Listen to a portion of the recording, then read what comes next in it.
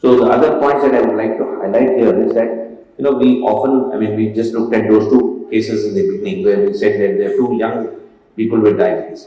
So young onset diabetes is on the increase, young onset type 2 diabetes is increased, the global prevalence of diabetes.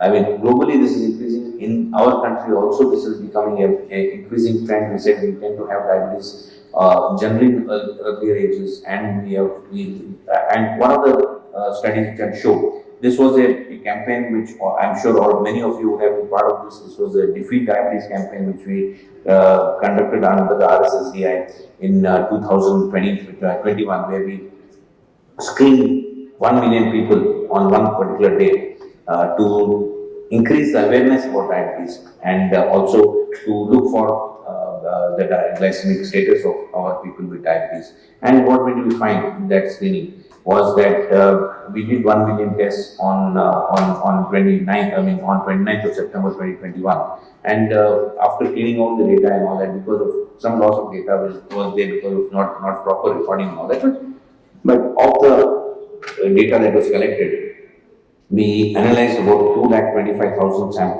data from 225,000 patients, and what we realized is that what we see in that is that the prevalence of diabetes is very high in the younger ages.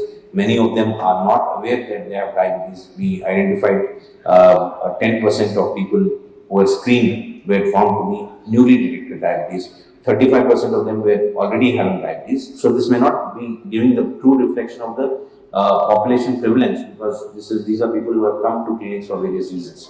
They may not have come for diabetes, they may be a tender patient, there may be other, but 9.8% of them were newly diagnosed to have diabetes. So that shows the burden of undetected diabetes in our country, and also the other fact that comes out is that we have diabetes occurring at a younger age. So if you see less than 35, almost 18% prevalence of the diabetics was less than 35, less than 25 was 10%, and less than 30 years was 13%. So clearly showing that at younger ages we are having people developing diabetes. And are these people, how is the risk of complications of these younger people? We need to look at that, and it also gives us a message that we need to screen people for diabetes starting from the age of 20 or 25 years, so that we don't miss out on people who are having diabetes and who are not aware of this.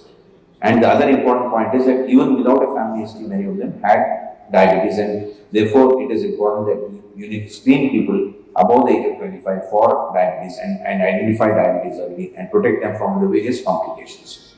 And the other important message that we see is that that we need to identify diabetes early.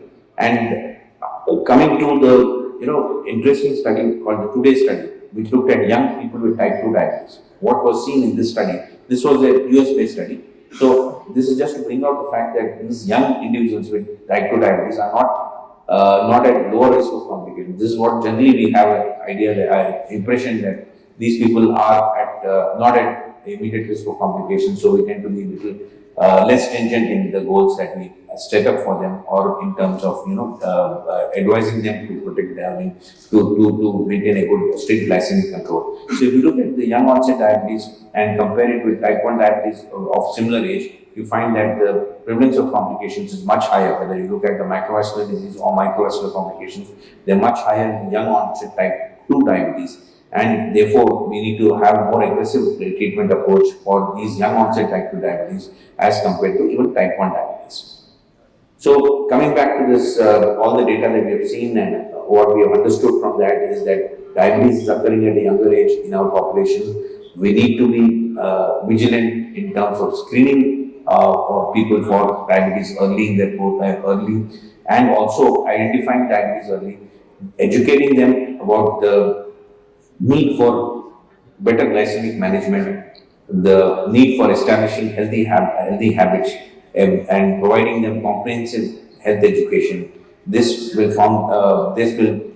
give a foundation for long-term health benefits, and it also helps in providing early personalized interventions, and also providing the emotional and psychological support that is needed during this first year of diabetes, and also builds up a strong healthcare provider partnership in terms of managing diabetes. And this is very important because if you look at our the father of diabetes in India, M.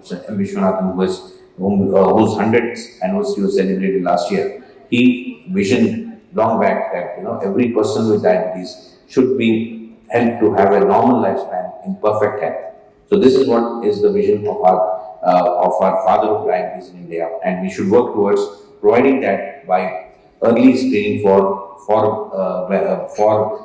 adequate glycemic control, early screening for diabetes, identifying diabetes early, treating it effectively so as to provide this healthy life free of complications of diabetes. So what are the approaches to providing that? I'll just take 1 or 2 minutes more. We need to provide comprehensive lifestyle education, adopt a treat to target approach rather than a stepwise approach where many of our patients are given a bad glycemic legacy. And the other important thing is that early use of combination therapy is very important, because what we see is that there are many different targets at which our different molecules are working, and which are contributing to hyperglycemia, and we need to address them effectively so as to provide better benefit to our patients. The higher the HbA1c, the greater risk of complications. Monotherapy many times is insufficient, and we often need to use combination therapies. Even triple combination therapies have become very popular now, and they are. I mean, there is a lot of data which has shown that early use of combination therapy is better in terms of providing better glycemic control, and this has been even approved. I mean, many of the guidelines are now speaking about using combination therapy when the HbA1c goal is more than HbA1c level is more than 1.5% above the goal, and using that we can provide better glycemic control. And this has been shown in various studies, and studies like this have shown that early use of combinations can help in preventing the complications. So lifestyle advice in terms of physical activity, dietary modifications, and the need for medications and regular monitoring is what we need to tell our patients so that we can give them a better life full of diabetes, full of a better life free of complications. And this is what we are trying to do in most of our patients. I thank you all for the patient hearing. The take-home message that I would like to say is that establish the diagnosis of diabetes early. Do not give the label of mild or moderate, because this makes the patients more complacent. Starting treatment early is very important. The first year of diabetes is the golden year. Give your patients a good legacy of complication-free life by reaching the target of HbA1c of less than 6.5% in the first year. Provide complete treatment of diabetes. Do not forget to look at the comorbidities like hypertension, dyslipidemia, and motivate your patients for regular exercise, medication, and monitoring for therapy. With that, I conclude. Thank you all for being here, and thanks for giving me this unique honor of bestowing this oration to me. Thank you all.